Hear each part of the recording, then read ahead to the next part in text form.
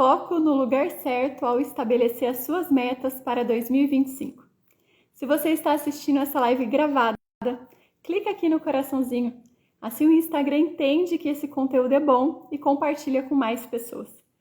Se você está aqui ao vivo comigo, seja muito bem-vindo, muito bem-vinda. E obrigada por sua presença. Obrigada por tirar um tempinho. Isso anima. Se fosse apenas uma gravação, aí tudo bem, não tem ninguém aqui. Mas o fato de você entrar ao vivo aqui é que dá toda essa energia para a gente poder passar esse conteúdo aqui de todo o coração. Muito bem, seja muito bem-vindo, muito bem-vinda. Vamos chegando, vamos chegando. Boa noite, saudade das lives mesmo. Eu tava pensando, você acredita que eu fiquei o ano de 2024 inteirinho sem fazer uma live? Essa vai ser a primeira e última live do ano. Esse ano a gente teve um projeto muito bacana, que foi aquele dos 21 dias. Foi um projeto aberto, só que ele aconteceu por meio do Zoom, não foi no Instagram. Então que bom, também estava com saudade de estar aqui com vocês ao vivo numa live. Vamos chegando, sejam muito bem-vindas. Vamos lá, Monique está mandando o link no grupo das lives e assim o pessoal já está chegando também. Enquanto isso, clica aí nesse aviãozinho e convida as 5 primeiras pessoas que aparecem aí no seu direct, convida eles para vir para essa live também. Boa noite, Lu, sejam bem-vindos, boa noite. Boa noite, Laine. Muito bem, hoje vamos falar sobre foco no lugar certo ao estabelecer metas para 2025. É natural, na virada do ano, a gente planejar, a gente estabelecer metas sobre desejos, sobre alvos, objetivos que queremos alcançar no ano que vai entrar. Isso é natural, eu particularmente amo. Eu vejo como uma oportunidade mesmo, sabe? Para poder rever o ano que passou, ver o que não foi legal, poder fazer algumas mudanças, ver o que foi bom para a gente poder continuar, então, empenhado para que aquilo se repita mais. Boa noite, Laís. Boa noite, pessoal. Boa noite, Li, também. Saudade, viu? Muito bem. E você também gosta desse cheirinho de recomeço? Quando fala de um novo ano chegando, você costuma pôr no papel, pensar em alvos, pensar em objetivos, metas que você almeja alcançar? Para no meio do ano você dar uma olhadinha e falar, poxa, peraí, parece que eu preciso mexer aqui ou não. Você também gosta? Você costuma estabelecer metas e objetivos quando vai ter uma virada de ano assim? Fala aqui pra mim se você gosta, se você é desses também, como eu.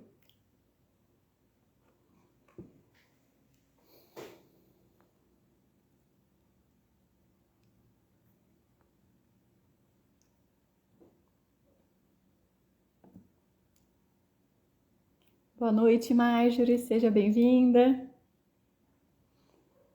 Sim, muito bem. Agora chegando a resposta de vocês. Que bom, eu também gosto, viu? Isso mesmo. Só que o chato que acontece no final do ano é que muitos percebem que estão num ciclo vicioso de estabelecer metas e não alcançar meta. Quando eu falo sobre vício, sobre um ciclo mesmo, é que alguns percebem mesmo que é um ciclo porque já estão cansados de começar janeiro com uma meta específica e chegar em dezembro lamentando e até tendo que fazer uma piadinha por conta daquela meta não alcançada. E a pergunta é, o que acontece? O que atrapalha? O que pode ter me atrapalhado esse ano e o que pode ter te atrapalhado a alcançar, então, seus objetivos? O que é o vilão de a gente realmente comemorar em dezembro aquilo que a gente está planejando agora, antes da entrada do ano? É claro que o fator determinante para um objetivo ser alcançado não é um só, sabemos disso, não é mesmo? Porém, tem algo que mexe demais, interfere demais na realização de um objetivo. Nós vamos falar muito mais sobre isso nas 3 lives que vamos ter em janeiro, falando sobre insegurança. Mas eu quero trazer um desses fatores que são mais determinantes já hoje nessa live. E nós aqui estamos falando sobre as crenças. As suas crenças, as minhas crenças, elas interferem demais naquilo que vamos estabelecer como objetivo e o quanto a gente vai se sentir realizado ao alcançar esses objetivos. E quando eu falo sobre crenças, Eu não estou falando aqui sobre acreditar em Deus e seus propósitos. Não é isso, viu? Crenças nesse ramo terapêutico, estamos falando sobre programação mental. Nós estamos falando de uma programação mental que é adquirida como aprendizado ao longo da vida. E esse aprendizado é que vai determinando os nossos pensamentos, nossos sentimentos e as nossas escolhas, os nossos comportamentos na vida. Isso é algo tão forte, tão real, quando falamos sobre crença, que nós estamos falando aqui sobre conexões neurais, estamos falando sobre sinapse. Então, são essas conexões neurais que interferem nas nossas escolhas e nos nossos resultados. Ela interfere no modo como cada indivíduo se posiciona diante de outros, de como ele se enxerga, como ele lida com as situações do dia a dia. Crenças é algo realmente profundo e que deveria nos interessar bastante e que afeta diretamente os nossos alvos e objetivos para as metas de 2025. E quando se fala de crenças, não dá para fugir dessa pergunta. Afinal, como é que surge uma crença? Como é que as nossas crenças são formadas? E a resposta é: a base das nossas crenças, elas são definidas, em especial, até os 12 anos de idade. Não para por ali, viu? A gente vai falar um pouquinho mais sobre isso. Mas, em especial, a maioria das minhas crenças e das suas crenças, elas estão formadas até os 12 anos de idade. E elas são influenciadas pelas pessoas com as quais a gente mais conviveu nesse período. Então, pensa aí um pouquinho, do seu 0 aos 12 anos. Com quem que você mais conviveu? Foram seus pais? Quem foram seus cuidadores? Olha como isso é sério e como isso explica muita coisa. Aprendemos sobre nós mesmos, aprendemos sobre o mundo a partir das lentes de outras pessoas. De modo que, se essas pessoas que estavam presentes na nossa vida, que eram as nossas referências nesse período especial de 0 aos 12 anos, se elas eram infelizes, se elas eram pessimistas, inseguras, raivosas, nós temos a tendência de sentir, de pensar e de nos comportar da mesma maneira. E o contrário também é verdade. Inúmeros estudos indicam que crianças criadas num ambiente amoroso, seguro, pacífico e respeitoso tendem a se tornar adultos bem-sucedidos, amorosos e confiantes. Mas será que é só na infância? Será que é só nesse período de 0 aos 12 anos que nós formamos e assim estabelecemos crenças, essas crenças profundas que tanto nos guiam ao tomar decisões na vida adulta? Será que é só na infância? E a resposta é não, não é só na infância. Por que não é só na infância? Uma programação de crença, ela é moldada, ela é formada de 2 maneiras principais. Ou por meio da repetição, ou por meio de um evento que gera um forte impacto emocional. Então, se eu e você, se nós chegamos na vida adulta, isso também pode acontecer. Então, pode acontecer alguma coisa na minha vida adulta, na sua vida adulta, que pode te gerar um forte impacto emocional. E isso pode mexer com as crenças que já existiam até então e pode gerar em você uma nova crença. E no caso sobre a repetição, se por consciência, né, você consciente, com um processo consistente, persistente, por repetição, você também pode alterar as suas crenças. E quando entendemos que sinapses, conexões neurais, estamos falando sobre aprendizados, isso é bom demais, isso nos dá um alívio, isso faz a gente sentir que a gente tem uma luz no fim do túnel. Como assim? Que sentido? Porque se eu acabei de falar que as nossas crenças é que vão nos empurrando para determinados comportamentos, se é as nossas crenças que vai influenciando no meu modo de pensar, sentir e agir, se tudo isso foi um aprendizado, seja inconsciente ou seja consciente, mamãe falando faça assim, ou se foi inconsciente, talvez aprendemos por repetição, por ver aquilo com frequência. Mas se tudo é aprendizado, significa então que eu posso aprender algo novo. Eu posso ter um novo aprendizado e assim gerar novas crenças que vão me influenciar de maneira mais positiva ou que me leva mais para aquilo que eu tanto quero alcançar. Quando eu falo sobre isso, que crenças são conexões neurais e que elas influenciam os nossos comportamentos, para mostrar como que isso é muito mais simples do que a gente fala, porque eu sei que tem uma pegada aí que a gente fala sobre vamos fazer uma programação de crença, uma programação mental. Parece uma coisa tão complicada, parece uma coisa tão mística, não é? E, como eu disse, estamos falando de sinapsezinhas, de conexões neurais que se formam e se estabelecem por repetição ou forte impacto emocional. Quer ver um exemplo simples que eu gosto de dar quando eu falo sobre isso? Pensa aí na Graciane Barbosa. Por quê que para Graciane Barbosa é muito mais fácil fazer uma atividade física do que é para mim? Por quê? Será que ela nasceu com o dom de comer ovo cozido e malhar? Será que foi isso? Na verdade, o que aconteceu é que ela já malhou milhares de vezes a mais do que eu.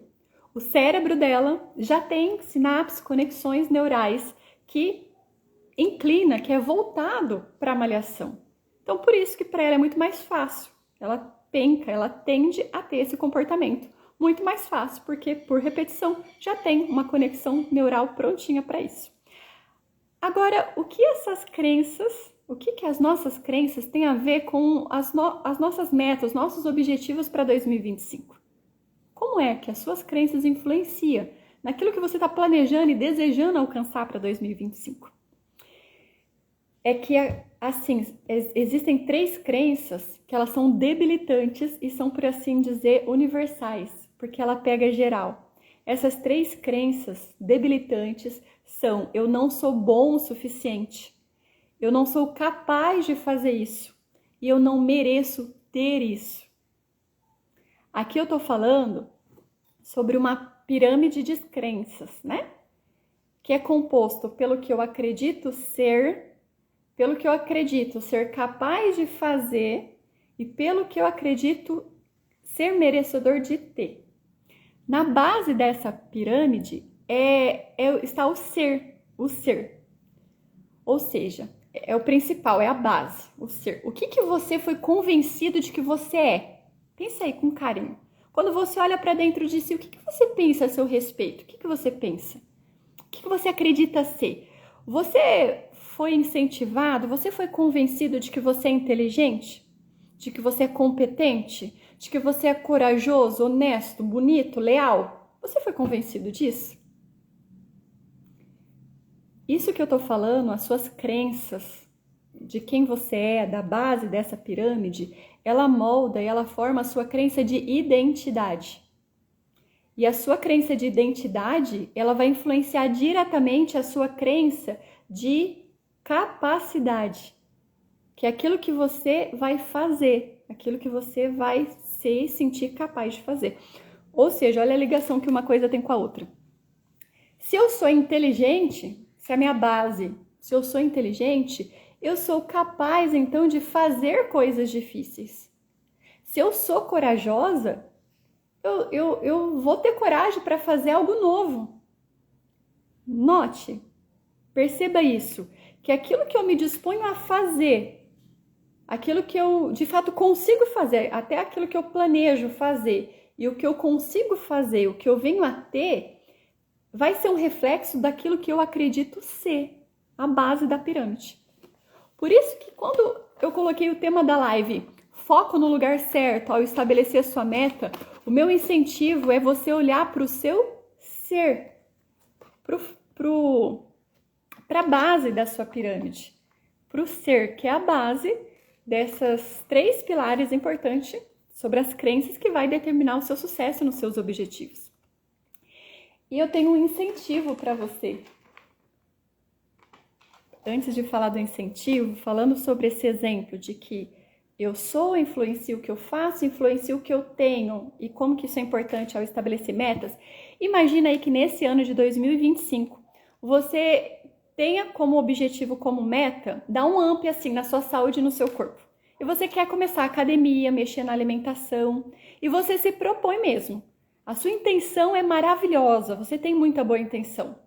Mas se lá no íntimo você se vê como alguém que é procrastinador, com alguém que nunca cumpre o que promete, como que vai ser isso? O quanto que você vai conseguir realizar de toda essa sua meta?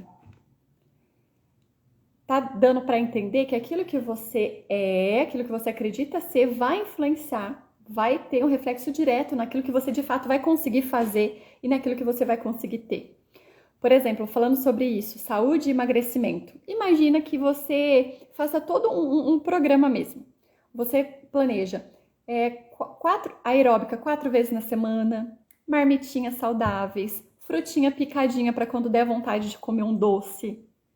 Mas o que vai determinar se você vai de fato conseguir manter, estabelecer e cumprir esse objetivo é aquilo que você acredita sobre você, as suas crenças, a base da pirâmide, o que você acredita ser. Então pense aí com carinho, pensando nesse exemplo, o que você acredita ser nesse sentido? Você acha que você é capaz de emagrecer? Ou você acha que o teu metabolismo é lento, que sua genética te atrapalha e que essas dietas que funcionam para outros nunca funcionam para você? O que você pensa e acredita sobre o ser, a base da pirâmide? Pegou a ideia, não é? Então, para qualquer meta, qualquer objetivo que você for traçar, que você colocou no papel, olhe para ele, se é alguma coisa que você quer fazer e se é alguma coisa que você quer vir a ter, pense, por favor, antes, o que eu penso sobre o que eu sou em relação a isso. Você acredita ser capaz de merecedor de fazer e ter isso? Pense nisso com carinho, tá bom? Então agora entendendo que aquilo que eu tenho é um reflexo do que eu faço, e o que eu faço é um reflexo do que eu sou, fica fácil entender a importância de prestar atenção na base da minha pirâmide, que é de fato o que eu sou, não é? Então, por isso que, focando naquilo que você é, eu incentivo você a ter um treinamento de inteligência emocional. Esse treinamento de inteligência emocional, ele vai te ajudar a entender o que você tem na base. Como que essa base foi estruturada, quais ferramentas existem para que você possa fortalecer essa base, para assim, então, ir para os próximos passos de fazer e ter.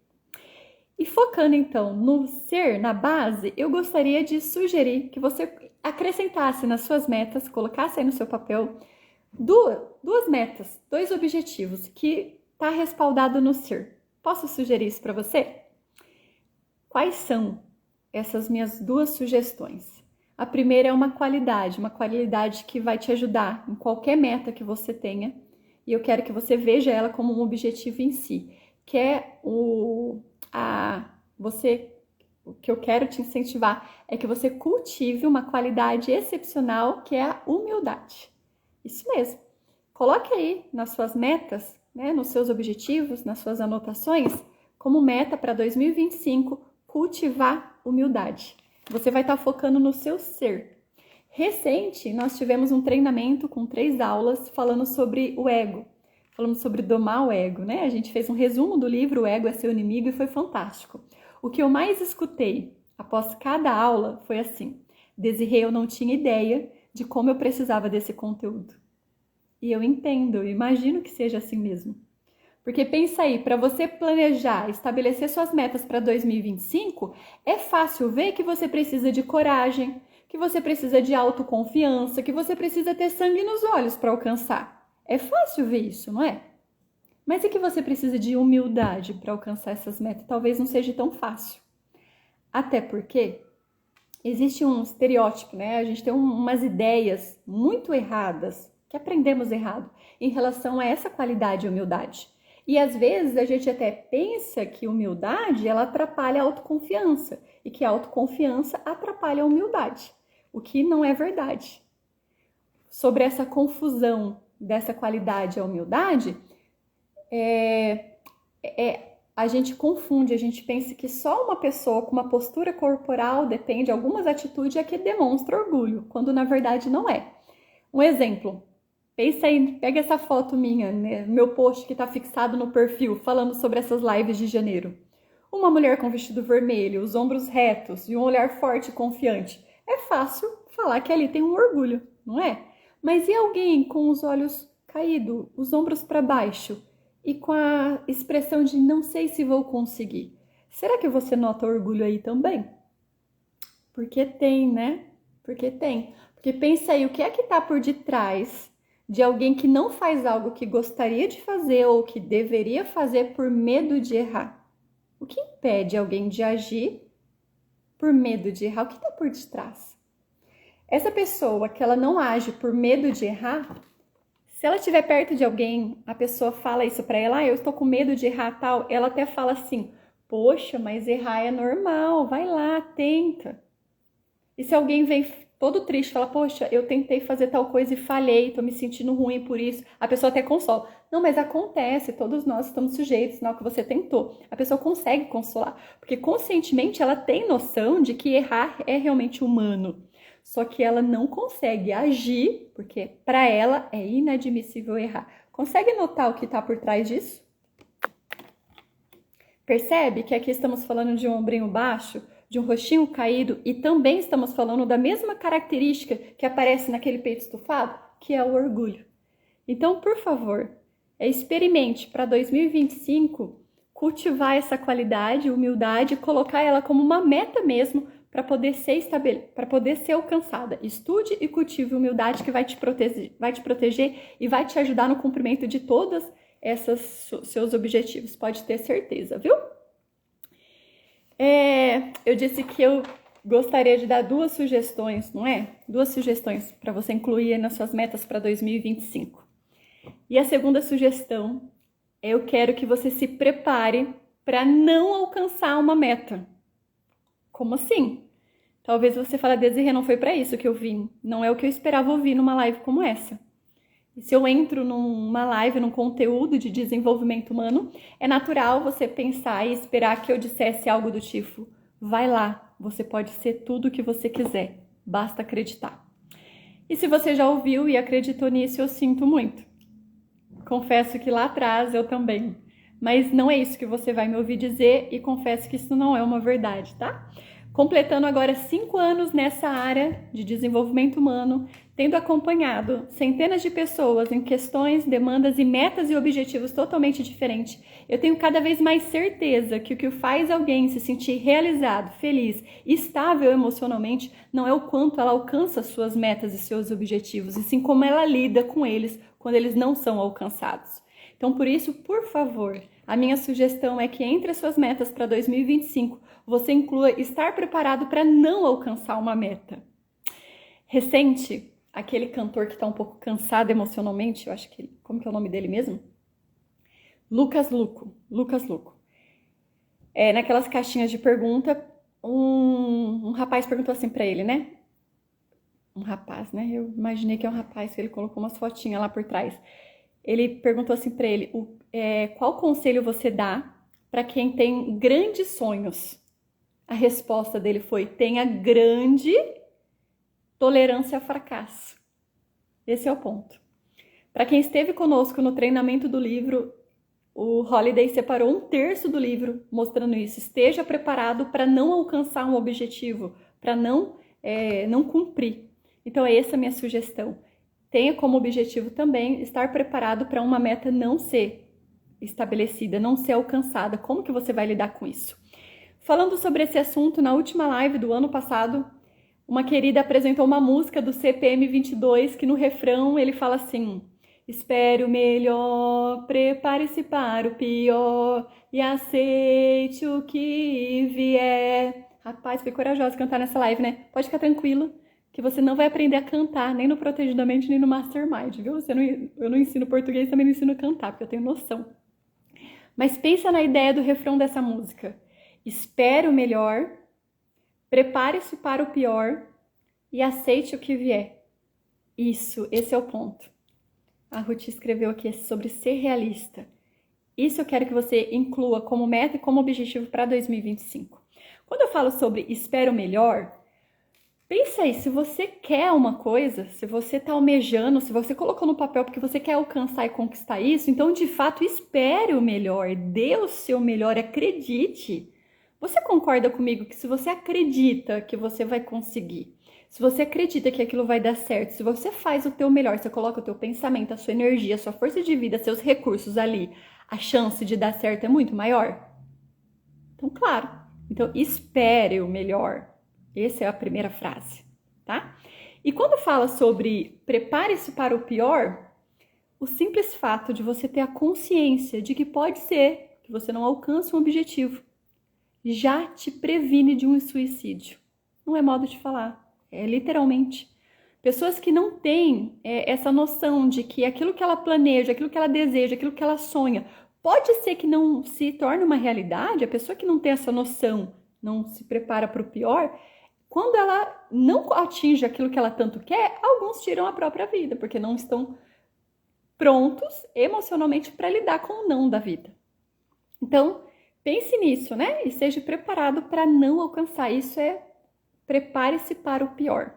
Eu sei que tem uma vibe aí também que não tenha plano B, você não pode pensar nisso, de que se preparar para o pior, isso é uma furada. Eu já escutei, já li postzinho com várias curtidas aqui no Instagram. Eu sei que é bonita essa pecada, mas não é isso que eu tô te incentivando. E eu vou te dar um exemplo muito real de como que vale a pena se preparar para o pior e que isso não te faz, isso não te trava, isso não te joga para trás. É um exemplo que eu gosto muito, que é do Michael Phelps, campeão, medalhista, né, recordista em medalha de ouro na Olimpíada de Natação. Em 2008, Pequim, enquanto ele fazia uma prova, o seu óculos quebrou e começou a entrar água nos olhos dele. Ele teve que fechar os olhos e completar. Quando ele bateu a mão lá, ele tirou os óculos, olhou para o placar, estava lá recorde mundial e logo em seguida o nome dele. Ele bateu o próprio recorde. Em seguida da prova, uma jornalista veio conversar com ele e perguntou: Michael, como é que você conseguiu nadar cego? E ele respondeu: foi como eu achei que seria. Como assim, como eu achei que seria? Michael Phelps tinha o costume de se visualizar vencendo as competições, então ele fazia muitas visualizações. E entre essas visualizações, ele se visualizou em determinada vez com o seu óculos quebrando e ele tendo que nadar com os olhos fechados. Inclusive, em um dos treinos, ele calculou quantas braçadas ele daria se ele tivesse que nadar com os olhos fechados. Ele se preparou para o pior. E quando lá em Pequim, em 2008, no meio de uma prova, ele estava preparado, ele ganhou aquela competição e ganhou medalha de ouro. Então, será mesmo que está preparado para o pior pode te empacar na vida? Acredito que não, né? Deu para pegar a ideia que não. E quando fala aceite o que vier, eu não estou falando aqui pedindo para você ficar passivo e passiva diante das injustiças da vida, não é isso. Aceitar não é aceitação não é conformidade. O que eu quero aqui com aceitação, eu quero te incentivar que você não gaste tempo nem energia fantasiando uma realidade que não existe. Aceitar a realidade que não é dos sonhos te faz ter estratégia para você ser feliz e ter uma vida significativa ainda que tenha que lidar com a realidade que não foi a que você planejou. Eu tenho a firme convicção de que o ano de 2025 pode ser o melhor ano da sua vida, independente se você vai alcançar todos os seus objetivos ou não. E sabe por que eu tenho essa convicção? Porque o segredo não está naquilo que nos acontece, e sim no como eu lido com aquilo que me acontece. Isso é exemplificado pela regra 10-90. Já ouviu falar isso? 10% é o que acontece comigo, 90% é o que eu faço com aquilo que me acontece. 10% é o que acontece com você, é o que vai acontecer com você em 2025, é 10%. O que você vai fazer com aquilo que vai te acontecer são 90%. Isso se dá com coisas boas e com coisas ruins. Então imagina aí que você conseguiu aquele emprego que você tanto queria, você conseguiu aquela vaga, yes, é 10%. O que você vai fazer? Como é que vai ficar a sua vida? O que você vai fazer após conseguir cumprir essa meta? Após que você conquistou esse emprego, essa vaga? O que você vai fazer da vida? Isso é 90%. Eu ganhei na loteria, é 10%. O que eu vou fazer com o dinheiro? Como é que eu vou tratar minha família, minhas escolhas na vida? O que eu vou fazer depois? É 90%. Isso se dá também com aquilo que é ruim. Eu bati o carro, 10%. O que eu faço agora com o meu carro batido? Como é que eu me comporto? O que eu faço? Isso é 90%. Então, pensa nisso. Por que eu falei isso? Eu tenho convicção de que 2025 realmente pode ser um ano maravilhoso na sua vida, ainda que eu te mandei real, que pode ser que não aconteça tudo como você planeja, por conta da regra 10-90. E tem um exemplo, uma experiência real, que é citada no livro O Poder da Ação, sobre 10,90, uma experiência com pai e com filho. E eu quero ler aqui para vocês, quero compartilhar essa experiência. Muito legal. Deixa eu achar aqui.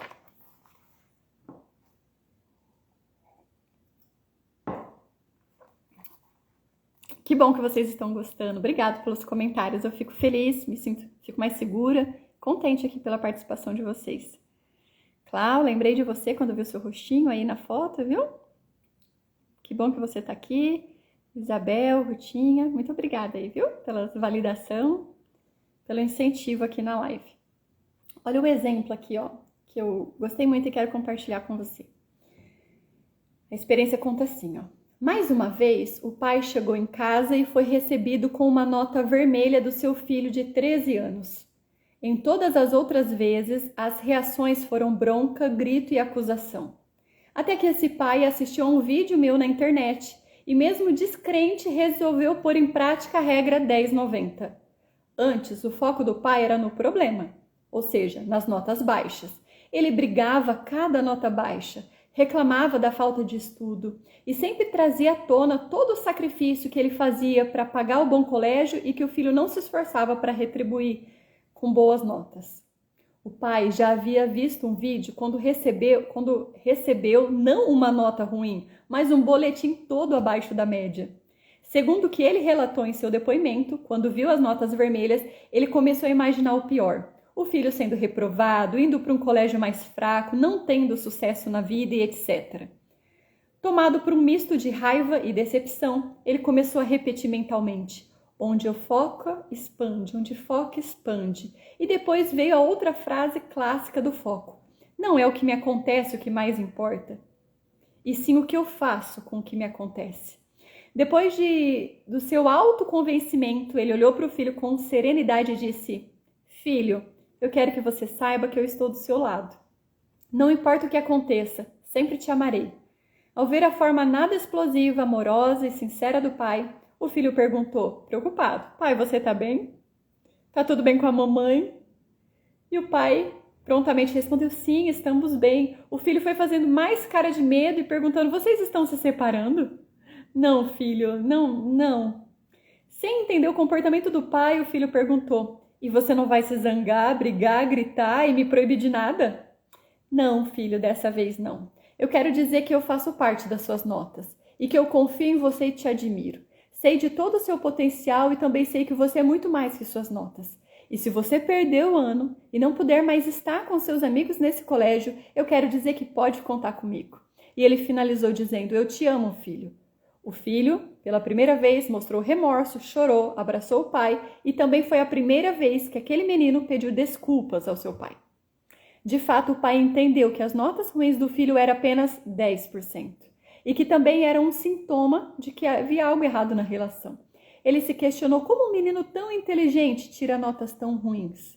E de forma ainda mais profunda, ele tirou o foco do filho e de suas notas baixas e trouxe para si.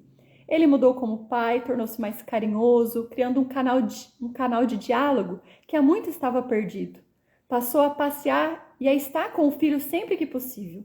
Também reviu seu casamento, tudo que ele podia mudar com a esposa.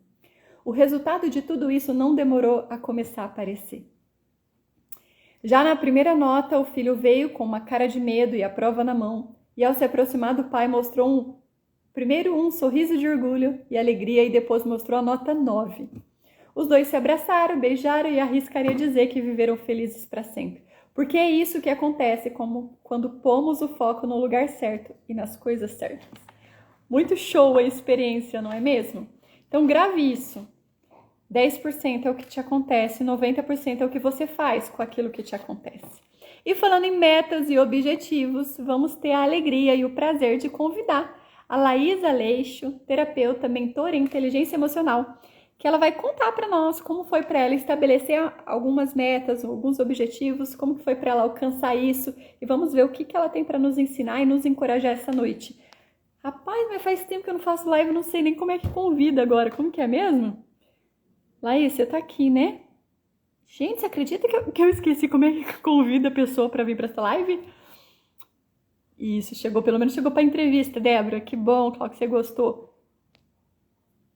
Como que eu faço para convidar? Aqui. Aceite aí. Vamos chegando. Legal. Chegou o seu convite aí para você? Chegou! Olá, boa noite. Oi, que linda! Muito bem, tá lindona. Ah, Muito obrigada, viu, pela coragem, disposição de tempo, né? Disponibilidade de entrar aqui para uma live com a gente para responder algumas perguntas. Muito obrigada, viu, Laís? eu que agradeço pela oportunidade, Dê. É um prazer. E você é toda confiante, né? Quando eu mandei as perguntas para a Laís hoje no WhatsApp, a gente não se viu não para treinar, né? Eu só mandei as perguntas para ela, ela falou, vai dar certo, vamos lá, toda confiante. Parabéns, gostei de ver ali. Fazia um ano que eu não fazia live. O seu jeitinho ali no WhatsApp me deixou mais segura para hoje, viu? Obrigada. Ah, que bom. A Laís é mentora, terapeuta, ela faz um trabalho lindo com mulheres e mães. A primeira pergunta, Laís, eu ia ser assim, sobre sua meta de ser terapeuta, como que o Mastermind te ajudou. Mas, pelo que eu vi, parece que a sua história começou um pouquinho antes do Mastermind. Parece que você fez um treinamento emocional com uma aluna do Mastermind, né? Como que foi isso? Conta pra nós. Foi isso mesmo. Naquela época eu estava infeliz, vivendo no piloto automático, na minha vidinha, né? Seguindo o ritmo. E aí, até que eu conheci a Suiane e iniciamos o treinamento de inteligência emocional. E foi maravilhoso, porque durante o treinamento ela me ensinou a importância de olhar para as minhas emoções, respeitar as minhas necessidades, que apesar de ser mãe, esposa, eu também sou ser humano, né? Que eu tenho necessidades que precisam ser levadas em consideração. E tenho também, inclusive, sonhos. Eu não podia desistir, né, de mim. Então, assim, foi um trabalho fantástico, né? Foi, assim, super transformador. A borboleta saindo do casulo mesmo, foi maravilhoso. E foi aí então que eu despertei a necessidade de também fazer o mesmo. Eu queria muito poder proporcionar isso para outras mulheres, essa transformação que eu tive, eu queria também que outras mulheres tivessem. E aí foi onde ela me apresentou o Mastermind. Que legal. Se ela está assistindo essa live, eu não tenho dúvida que ela vai assistir, seja se ela está ao vivo aqui conosco, se ela vai assistir gravado, ela vai ficar toda com o coração todo cheio, orgulhoso de que ela fez um bom trabalho, né? De que ela te ajudou tanto e que ela fez tão bom trabalho na medida que ela foi te mentorando, a ponto que você olhar para ela e falar: eu quero ser igual a você, eu quero conseguir fazer isso com outras pessoas.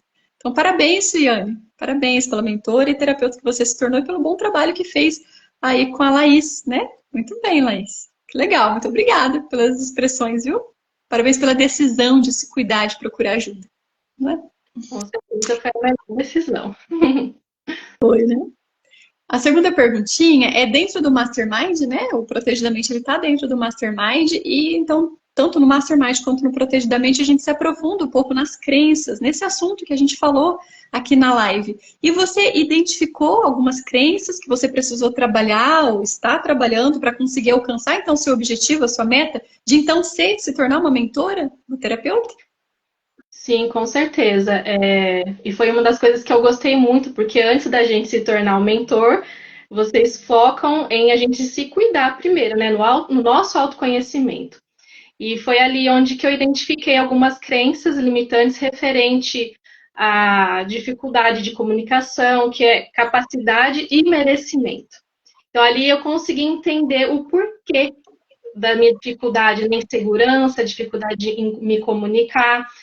E assim foi maravilhoso, foi fantástico, porque eu entendi muita coisa, sabe? Foi como se eu tivesse destapando o meu olhar mesmo.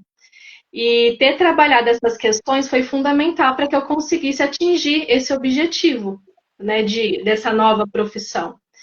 E consegui fazer isso aos poucos, né? Mas foi uma transformação maravilhosa, porque saí do Mastermind pronta para fazer os meus atendimentos, exercer a minha profissão. Muito bem. Mas eu não sei se eu já te contei, eu acho que eu já te falei isso em alguma aula ao vivo no final do Mastermind. Mas durante o Mastermind, você me chamou a atenção em relação à disciplina. Sinceramente, você não tinha nada assim, ai, não, você nunca tinha feito um curso de terapia, você não tinha aquela, ai, como que eu falo bonito, você não tinha nada dessa coisa assim de chamar atenção, mas você era muito disciplinada com o curso, sabe? Dava para ver que você queria mesmo fazer aquilo dar certo. Não tinha como dar errado, viu? Parabéns. Parabéns. É, e o que que aconteceu de mais significativo após o Mastermind? Então, você se formou, pegou lá seu certificado, agora eu sou uma mentora de inteligência emocional. O que foi de mais significativo após isso? Como foi? Ó, eu vi que eu estava conseguindo ressignificar todas essas crenças a partir do momento que eu terminei o Mastermind já com a minha primeira cliente. Então, eu já terminei atendendo. E isso foi fantástico, maravilhoso. Eu vi que eu estava conseguindo ressignificar aquelas crenças que me limitavam. E eu estava o tempo todo me provando que eu tinha tudo, o conhecimento que eu tinha era tudo que aquela mulher precisava, então eu tinha tudo para dar certo, né?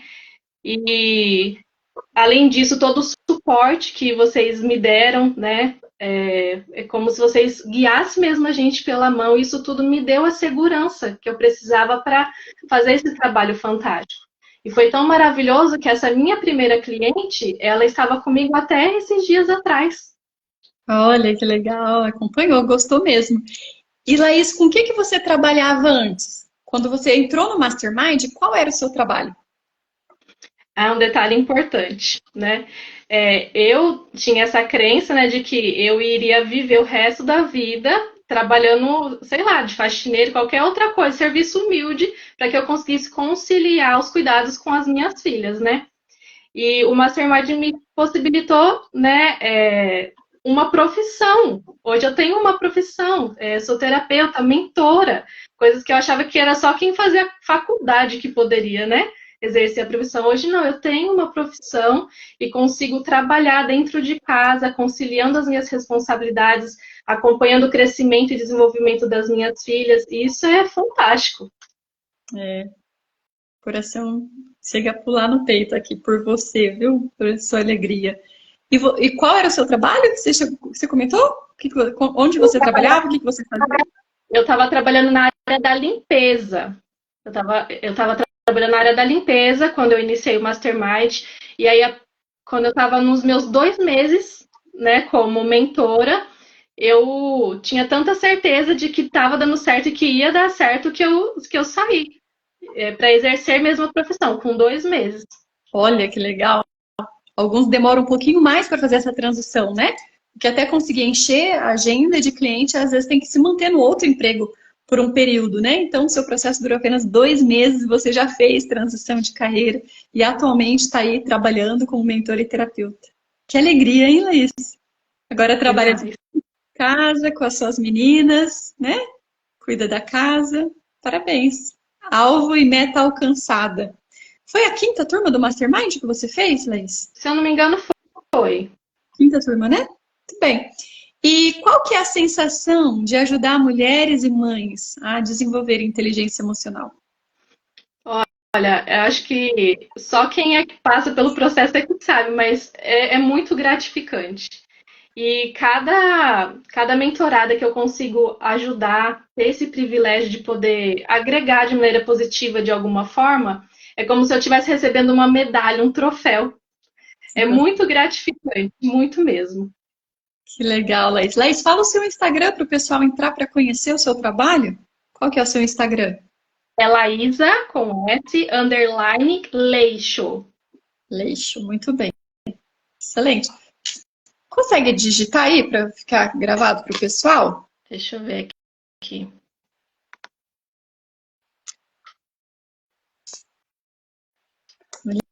Mulheres, mães, vale a pena entrar. Ela tem feito conteúdo. Aqui. Você pode. Isso, legal.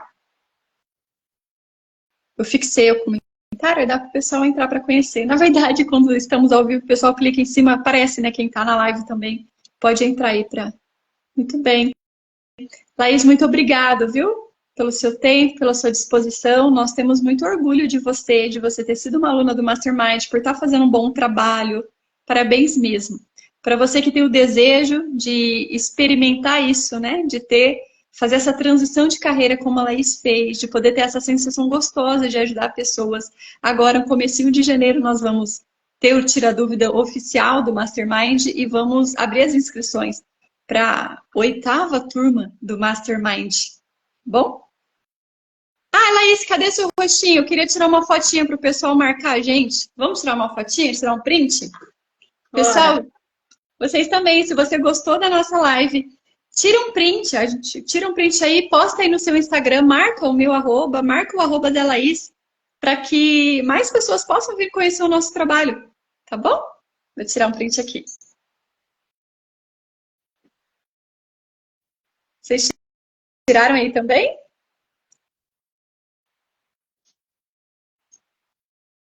Então tá bom.